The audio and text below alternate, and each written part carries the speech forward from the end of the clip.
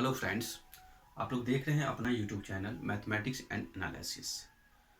तो जैसा कि हम लोगों ने पिछले क्लास में ये समझे थे, जो अपनी सिलेबस को किस तरीके से आगे बढ़ाना है 12th के स्टूडेंटों के लिए, खास करके जो जो स्टूडेंट 2023 में अपियर होने वाले हैं वो स्टूडेंट के लिए हमने ये बता दिए थे इंट्रोडक्शन वाले क्लास में। जो हमारे पास जो 13 चैप्टर्स है, उस चैप्टर्स को किस हिसाब से, किस तरीके से हम अरेंज करके अपने सिलेबस को रेगुलरली मेंटेनेंस करते हुए हम आगे बढ़ेंगे। चलिए उसी आधार से हमने मैट्रिक्स का चैप्टर को सिलेक्ट किए हैं। तो मैट्रिक्स का चैप्टर को हम आगे बढ़ाने से पहले ये जान लेंगे जो मैट्रिक्स होता क्या है। मैट्रिक्स की डिफिनीशन समझेंगे, उसके जो स्टेटमेंट्स हैं वो हम जानने की कोशिश करेंगे और डिटेल से समझेंगे। किसी भी प्रकार की कोई परेशानी नहीं रहना चाहिए। मैट्रिक्स कहते हैं matrix is a ordered rectangular array number of a function. The number या function are called the element या फिर the elementaries of the matrix. यानी ये कहता है क्या, मैट्रिक्स का जो आकृति होता है यानी उसकी जो सजावट होता है वो एक रेक्टेंगुलर होना चाहिए। रेक्टेंगुलर होना चाहिए। तो रेक्टेंगुलर की भाषा से हम क्या समझते हैं, एक आयताकार नुमा होना चाहिए ना, यानी ऐसे इस हिसाब से होना चाहिए। मेरा ये रेक्टेंगल हो गया, रेक्टेंगल बन गया। क्या कहते हैं, ऑर्डर्ड होना चाहिए इसका किस हिसाब से, तो रेक्टेंगुलर होना चाहिए। और उसमें जो नंबर आएगा यानी उसको जो सजाया जाएगा है ना, इसमें जो भी नंबर हम लिखेंगे, जैसे कि यहाँ पर हमने लिखे हैं क्या, A11, A12, A13, फिर लिखे हम यहाँ पर A1J लिखे हैं, यानी इसी हिसाब से हम लिख रहे हैं। तो आखिर इसका लिखने के तरीका क्या है, तो यानी इसमें जितने नंबर हमने लिखा यानी सजाया, जिस हिसाब से जिस पैटर्न पे लेकर के हमने इनको लिखा। अब यहाँ पर कोई रेक्टेंगल, इसमें हम डिजिट कैसे रखेंगे, तो 1 2 3 ऐसे ही लिखते चलेंगे। फिर इसके आगे हम बढ़ेंगे तो 0 5, यानी जो भी मन होगा वो डिजिट हम यहाँ पर अंकित करते हैं। तो चलिए हमने यहाँ पर इस हिसाब से इसको बैठा दिया। तो ये रेक्टेंगल के अंदर में लिखा, यानी इसको जो लिखने का जो ढंग हुआ, यानी हमको जो सजाने की जो अपनी जरूरत था उस हिसाब से हमने इसको सजाया।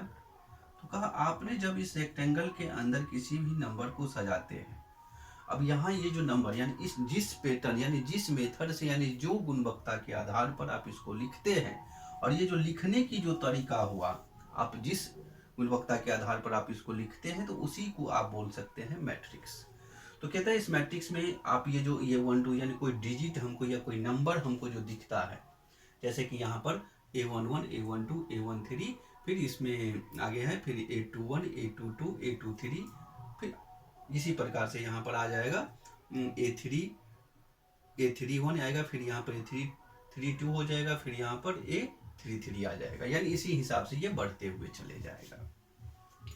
तो इसमें कहा गया जब आपका ये जो पहला वाला लाइन होता है, हम पूरी लाइन की बात करते हैं, एक डिजिट की हम बात नहीं करते हैं, यानी पूरी लाइन का जो कहानी है तो उसको बोला जाता है रो। यानी पहला नंबर का है ये पहला रो, दूसरा रो, तीसरा रो, चौथा रो। आपका मैट्रिक्स जितने भी रो के आप बना सकते हैं, लिख सकते हैं, हो सकता है। जैसे कि यहाँ पर हमने लिख दिया कितना 1 2 3, यानी 3 रो को लिख दिया। तो इसको हम लोग बता सकते थे R1, R2 और R3, यानी इसको हम शॉर्ट में लिखते इंडिकेट करते हैं R1, R2, R3 से। अब सभी जगह पर तो हम ऐसे तो नहीं लिख सकते हैं ना, रो ये भी, रो ये भी, रो ये भी, तो 1 2 3, ये दिखने में थोड़ा अटपटा लगता है, जिसके कारण इसको हम शॉर्ट में लिखते हैं R1, R2, R3, R4, R5, यानी जितने नंबर्स ऑफ रो आपको एक मैट्रिक्स के अंदर मिल जाएंगे, हम उतना यहाँ पर हम डिजिट को अंकित करके दिखाएंगे। आगे बढ़ते हैं। फिर आता है मेरे पास क्या, रो के साथ साथ और एक मैट्रिक्स में क्या होता है। तो हमारे पास मिलता है एक बार हम कलम को क्या किए, ऐसे करके रखे, फिर हम एक बार हॉरिजॉन्टली और वर्टिकली हम दोनों डायरेक्शन में चेक करेंगे। जब हम ऐसे रखते हैं वर्टिकली, यानी हॉरिजॉन्टली और वर्टिकली में हम दोनों तरीके से हम चेक करेंगे। तो चलिए हम ऐसे करके जब दीजिए तो हमको 1 2 3 4 5, यानी अभी जो दिख जो रहा है 1 2 3 4 5, इस बीच में यहाँ पे डॉट डॉट है, यानी इस दोनों के बीच में बहुत सारे नंबर्स लिखे जा सकते हैं।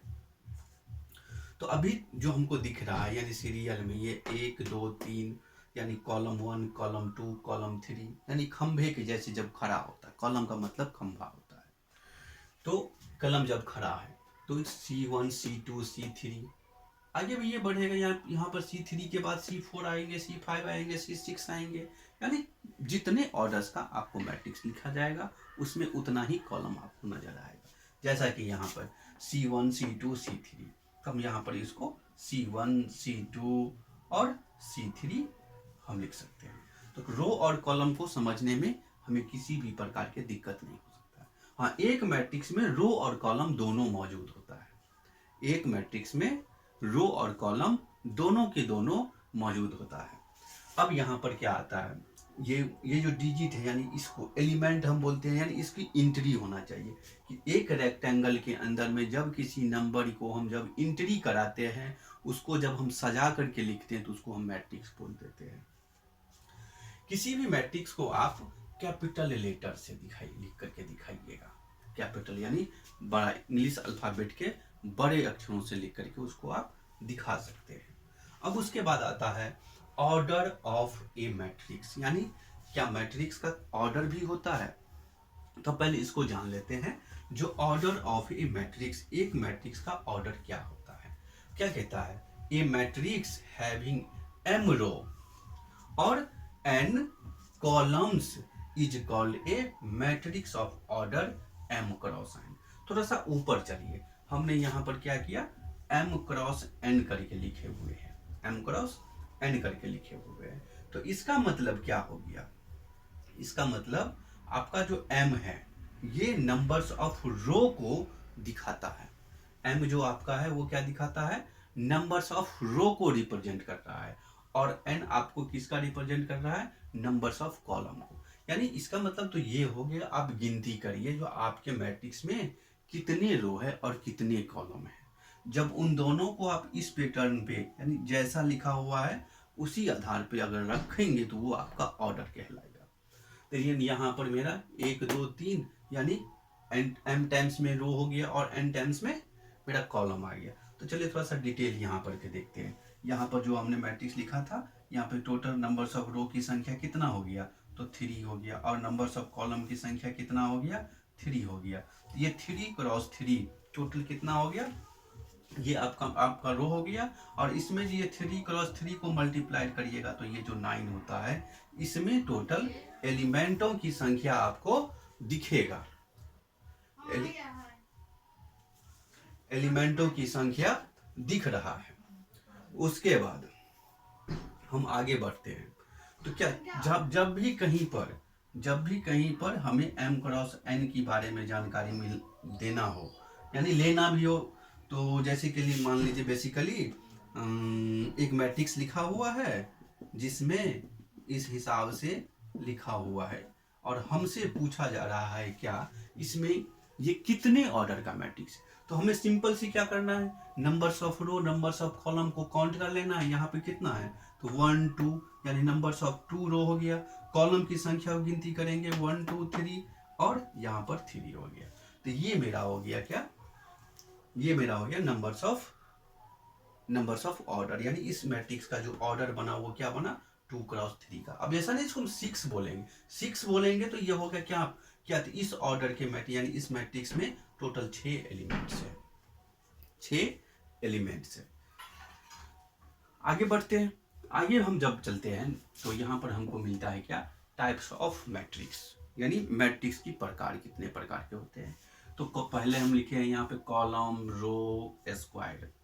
तो कॉलम मैट्रिक्स क्या होता है, तो कॉलम मैट्रिक्स कहता है a matrix is said to be a column matrix if it has only one row, only row नहीं कॉलम होगा, सॉरी यहाँ पे कॉलम होगा, कॉलम होगा, केवल एक कॉलम होना चाहिए। यानी ये तो स्पष्ट हो गया ना, केवल एक कॉलम नजर आएगा तो वो आपका कॉलम मैट्रिक्स हो जाएगा। ठीक उसी प्रकार से जब आपका रो, केवल एक रो दिखेगा, केवल एक, दूसरा रो नहीं आना चाहिए। जैसा कि मान लीजिए अगर हम यहाँ पर एग्जांपल लेकर के हम दिखा दे तो ऐसा नहीं हो सकता है, यानी 1 2 3 4, ये न तो रो मैट्रिक्स है और न ही कॉलम मैट्रिक्स है। क्योंकि कॉलम मैट्रिक्स का भी डिफिनीशन कहता है क्या, तो केवल एक कॉलम, और रो मैट्रिक्स का भी क्या कहता है, तो केवल एक रो। इसका नाम दे देते हैं हम एक रो। तो चलिए आगे बढ़ते हैं। फिर कहते हैं क्या, स्क्वायर मैट्रिक्स। ये स्क्वायर क्या होता है, थोड़ा सा जब हम लोग जूनियर क्लास की हम बात करते हैं, 6 7 8 में थे, शायद 8 में है, 8 क्लास में जब हम लोग थे तो वहां पर हम लोगों को क्या किया गया था, स्क्वायर पढ़ाया गया था, सीखे भी थे अच्छे तरीके से। तो क्या स्क्वायर, क्या हमसे पूछा गया था, भैया बताओ 2 का स्क्वायर कितना होता है, 1 का स्क्वायर कितना होता है। तो हम लोग डायरेक्टली बोल देते थे क्या, यानी 1 का स्क्वायर 1 होता है, 2 का 4, 9 3 का 9, यानी वो लोग एक प्रकार से हम लोग लिखते लिखते हमको याद ही हो गया था। तो स्क्वायर, तो यहाँ पर हमें भी वही चीज पूछ रहा है, जो स्क्वायर मैट्रिक्स, यानी एक मैट्रिक्स का स्क्वायर क्या होता है। अब ऐसा नहीं जो एक मैट्रिक्स का एलिमेंट लिखा हुआ है और इसका हम स्क्वायर कर देंगे, ऐसा नहीं होता है। तो होता है इसमें क्या है, क्या कहता है, a matrix in which the numbers of row are equal to the numbers of columns is said to be a square matrix. कहता है कि यहाँ पर एक मैट्रिक्स का रो की संख्या और कॉलम की संख्या दोनों अगर आपस में बराबर हो गया तो उस मैट्रिक्स को हम लोग कौन सा मैट्रिक्स बोल सकते हैं, स्क्वायर मैट्रिक्स बोल सकते हैं। तो चलिए एक एग्जांपल लेकर के देखते हैं। तो जैसा कि देख लीजिए, अगर हम ऐसा कोई मैट्रिक्स हमको मिल गया 1 2 3 0 5 4 0 1 2, इसमें क्या है, रो R1 R2 R3, यानी row number 1, row number 3, row number 1 2 3, यानी रो की संख्या क्या मिला हमें, 3 मिला, और कॉलम की संख्या 1 2 3 मिलेगा। तो यहां पर देखिए रो की संख्या भी उतना ही है जितना कि कॉलम की संख्या है। तो हम इस मैट्रिक्स को बोल सकते हैं क्या, be the square matrix, be the square matrix हम इसको बता सकते हैं। अगर हमारे पास कोई ऐसा भी आ गया दूसरा मैट्रिक्स, बी मैट्रिक्स मेरे पास ऐसा आ गया, तो ये भी मेरा क्या हो गया, स्क्वायर मैट्रिक्स हो गया। अगर सी मैट्रिक्स अगर इस प्रकार के लिखा हुआ है केवल एक, इसमें रो की भी संख्या 1 है और कॉलम की संख्या भी 1 है, यानी ये भी आपका क्या हुआ, तो स्क्वायर मैट्रिक्स ही होगा। तो आगे देखते हैं, अगर हमारे पास कोई एक ऐसा मैट्रिक्स है, मान डी मैट्रिक्स ले लेते हैं, जिसमें 1 2 3 और 0 5 6, इसमें क्या है, रो की संख्या 2 है और कॉलम की संख्या 3 है। तो ये जो मेरा मैट्रिक्स बना क्या, तो be the not a square matrix, be the not a square matrix. तो ये आपका स्क्वायर मैट्रिक्स नहीं कहलाएगा। ये तो समझ में आ गया होगा, जो स्क्वायर मैट्रिक्स हम किसको कह सकते हैं और रो मैट्रिक्स किसको कहते हैं। उसके बाद हम लोग आगे बढ़ते हैं डायगोनल मैट्रिक्स। तो डायगोनल का मतलब क्या होता है, विकर्ण होता है, यानी डायगोनल किस में होता है भैया, तो डायगोनल तो स्क्वायर में भी होता है, रेक्टेंगल में भी होता है। तो जब भी हम डायगोनल की बात करेंगे तो ये नहीं ऐसे वाला और ऐसे वाला दो ही विकर्ण की बात होगा। तो देखते हैं तो जो डायगोनल मैट्रिक्स की डिफिनीशन क्या है और उसको हम लोग लिख करके कैसे रिप्रेजेंट करते हैं, तब तक इसको नोट कीजिए।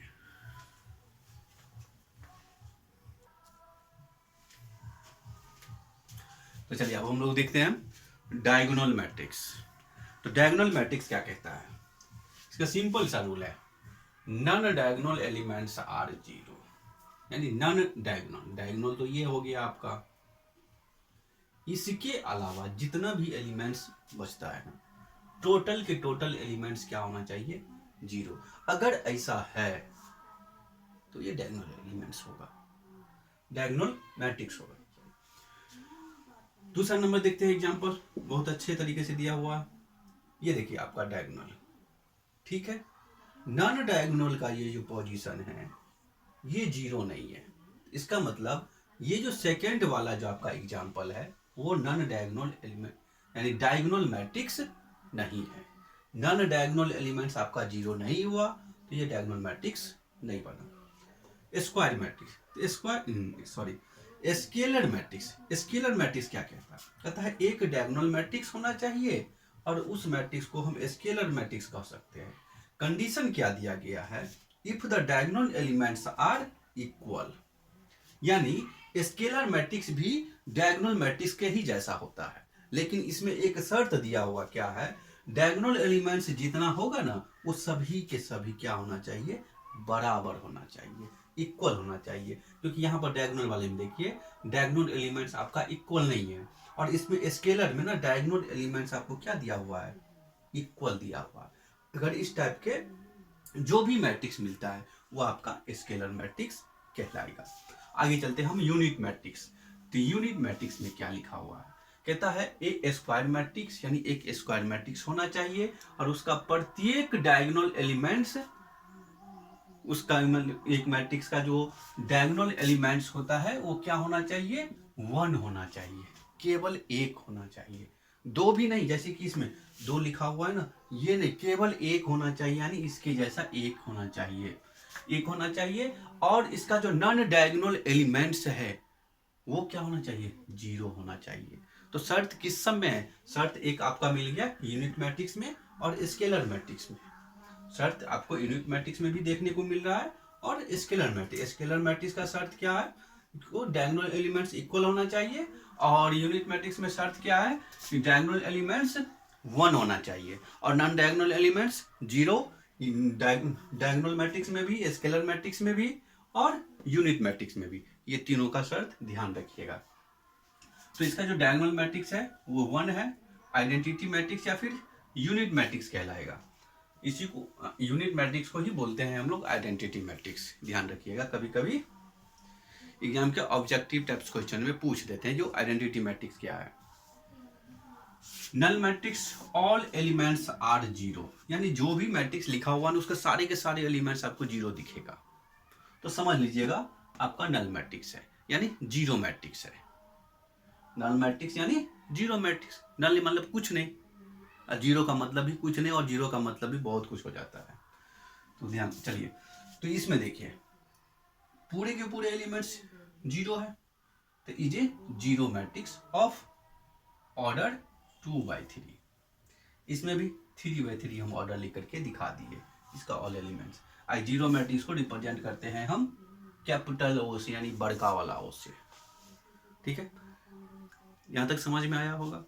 उम्मीद करते हैं जो वीडियो आप लोगों को पसंद आया होगा। अगर पसंद आया है तो लाइक, शेयर और सब्सक्राइब जरूर करें। बहुत ही मेहनत से वीडियो बनाए हैं और अपने दोस्तों के साथ शेयर कीजिए।